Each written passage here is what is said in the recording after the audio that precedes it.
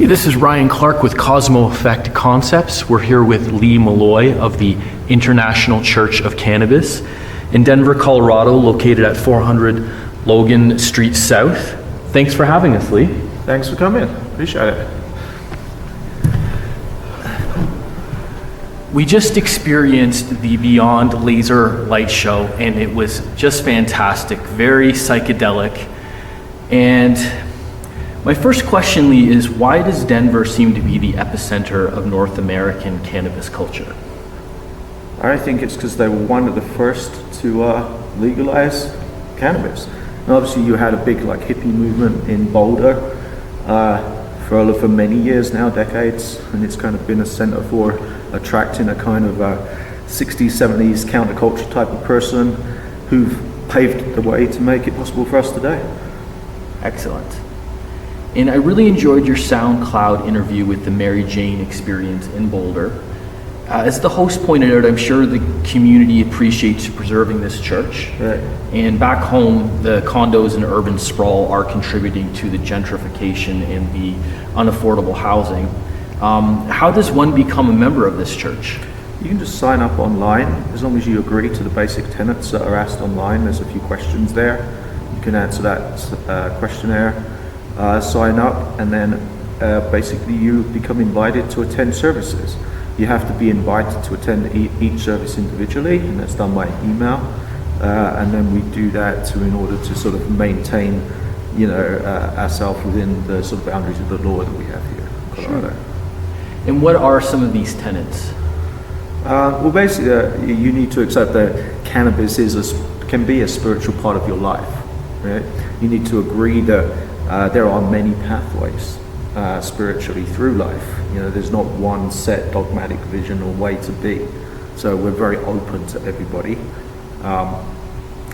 And we also look at the idea that actually taking action and voluntary work is a greater morality than just sending thoughts and prayers. There is no help to people by just doing that, in my opinion at least. So you need to get out there and actually do something. And so that's really what we are.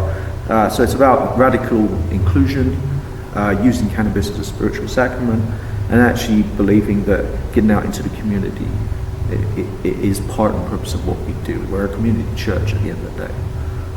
Be the change you want to see in the world. Sure, exactly. So can you tell us about the Beyond Laser Light guided meditation experience?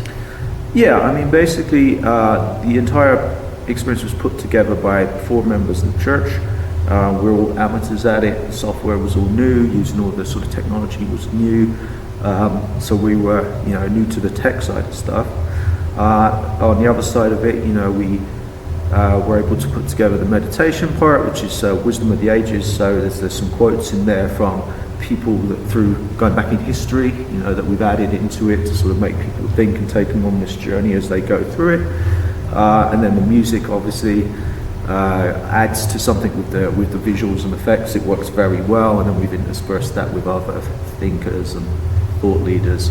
So you go on this kind of continual journey of exploration, and hopefully people are actually thinking about something when they get to the other end. Mm-hmm. Very introspective. And was that you narrating in the first portion of the presentation? Yes. Yeah, I wrote and narrated that. Excellent. Yeah. And who are the other co-founders? The other people are Steve Burke, Adam Muchler, and Angie Hoggart. The other sort of core team that started this and still here, and we're still working on making this happen. I understand you've had contributions from the Guggenheim? Not that I know of. Oh, I heard in the SoundCloud interview with the Mary Jane Experience that you'd had offers for contributions from the Guggenheim Museum, so I'll have to look into that. I'm not sure who said that, or I think there may have been some mistranslation or interpretation there. Certainly Kenny Scharf, who painted the front of our building and the other side of that, basically his work was in the Guggenheim. I see. And so it might have been that got mixed up there. So Kenny Shaw? Kenny Scharf. Kenny Scharf. SCHARF. He's a contemporary of Andy Warhol. He was roommates with Keith Haring. He was friends with Keith Basquiat back in the day in New York. He moved to LA. He's one of the premier like urban artists in the world. Excellent. He was a character on The Simpsons. Oh, really, eh? Yeah. Very cool. And can you tell us a little bit about any of the other designers, projection mapping designers, contractors that were involved in the creation of the church? There were no contractors or anybody else. It was all done by volunteers in-house. Actually, the 4 core team people I just told you about. Wow. Yeah. So you really promote a DIY approach to this church. We broke but get it done anyway approach. Yeah, exactly. Beauty on a budget. Okay, so although elevationists are non-denominational, do you see more of any specific types of religious organizations? What do you mean? Like, do you see, like, you know, maybe more Christians or Muslims, or, I mean, can you quantify that? Not on a larger scale, because we have thousands of people signed up around the world, so I really couldn't tell you. But in terms of being regulars coming here, I would say most people probably come out of a Christian or Jewish background, and some other sort of like more sort of people come from sort of no religious background, I would say as well. Yeah. Yeah. And I don't want to get too deep with you here, Lee, or turn this into any kind of sermon, but do you think Jesus may have used or advocated cannabis? There is a hypothesis that was put by a Polish scientist, and I want to say her name was Sule something, back in the 1930s or 40s, who tried to say that the translation that is generally used for cannabisum, which is sweet cane, was actually cannabis. And the entire basis of this seems to be that it sounds a little bit similar. There's no one else is saying this. There's no backing up of this confirmation. There's no evidence to suggest at all that cannabisum is anything but sweet cane, which was put into anointment oils. So I think it's wishful thinking on behalf of people that just want to put the cart before the horse. Yeah. But obviously I don't know for sure. That's a very profound interpretation, and as you mentioned, the word Christ does come from the Greek word Christos, meaning anointed one. And you know, I sometimes debate whether or not he was potentially using cannabis oil. And cannabis in the Bible, in the Old Testament specifically, does refer to the mulberry bush, the burning bush, and the cannabisum that you just referred to, as well as King Solomon's grave. How does Rastafarian culture fit into the church here? I mean, Rastafarians are welcome to attend, and we do have some who attend on occasion, and are very much a part of us, but but it doesn't actually change any philosophy. Everyone's willing to maintain their own interpretation of the philosophy they bring in here, as long as they're kind of communing together as one and teaching and learning from each other. Yes. So I would say that there's no direct connection any more than there is with any other religion other than Rastafari. Obviously also use cannabis as part of their religious practice.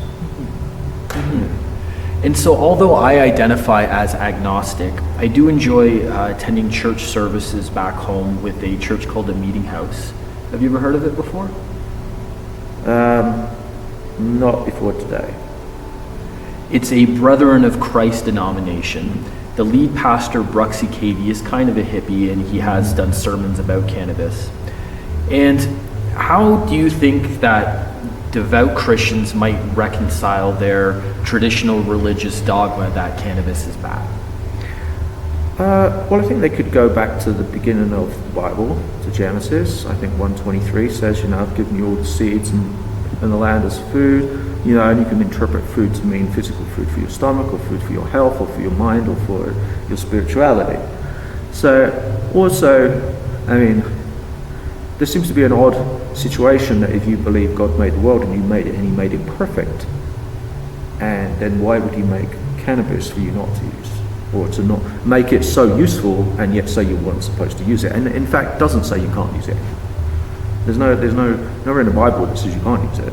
Yeah. So I think like reconciling it would be very simple. You just go back to the Bible, and you go back to the tenets of your faith, and you see if it's not there in the Ten Commandments, you can't use it. It's not there anywhere, you can't use it. In fact, there seems to be a lot of reasons that you should be using it. Yeah. So I don't really see why that would be a problem. It's just a matter of like uncoding the nonsense you've had put into your head since you were a baby. Exactly. And when I encounter new users to cannabis in my career and they complain about the paranoia and the panic attacks, I ask them to ask themselves that, are you feeling this way perhaps because we've all been conditioned and brainwashed through propaganda over the 80 or so years of prohibition that cannabis is bad for us, when it's actually very good for us in moderation and when it's used responsibly? Sure. Are you familiar with the Church of the Universe? Yes.